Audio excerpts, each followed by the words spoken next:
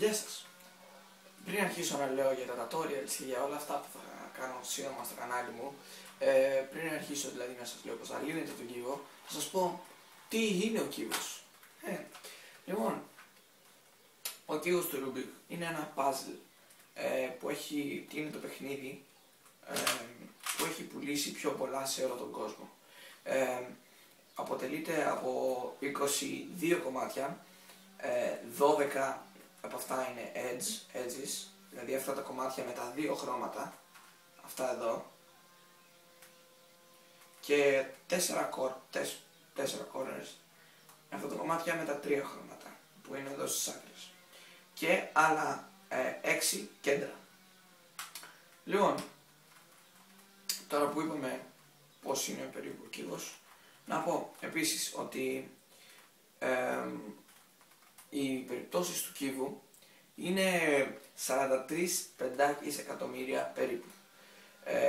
Αυτό σημαίνει ότι για να το πετύχουμε στην τύχη οι περιπτώσεις μας είναι μία 43 πεντάκις.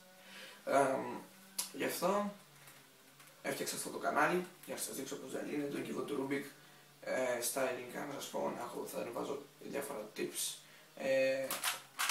και αλγόριθμους και τέτοια. Λοιπόν, να πω πως κόλλησα με τον κύβο του Rubik.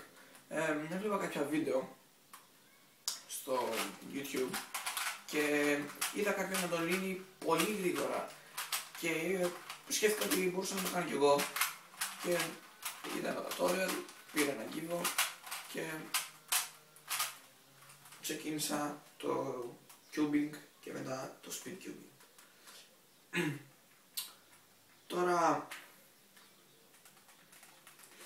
πιστεύω ότι είναι μια καλή σχολεία να κάνετε, ένα χόμπι ας πούμε, που μπορείτε θα κολλήσετε σίγουρα, γιατί απασχολεί τα χέρια πολύ ο κύβος και είναι πολύ ωραίο. Κάντε ένα subscribe στο κανάλι και ένα like στο βίντεο και θα τα πούμε σύντομα, πολύ σύντομα, με καινούργια βίντεο και διάφορα τέτοια. Πείτε μου κι εσείς ό,τι θέλετε. Θα φτιάξω σύντομα ένα tutorial πώς να το λύνετε με την Beginners και αργότερα θα κάνω και με την Friedrich, και το επόμενο μου βίντεο θα έχει να κάνει με το πώς να ματώνετε το κύβο, πώς το κάνετε να πηγαίνει πιο γρήγορα. Θα τα πούμε όμως σε μια εβδομάδα, μια μισή, σύντομα πάντως. Όσο το είδατε αυτό το βίντεο, μην ξεχνάτε να κάνετε like, να κάνετε subscribe στο κανάλι, να το στείλετε και σε κάποιο φίλο και τα λέμε σύντομα. Γεια σας.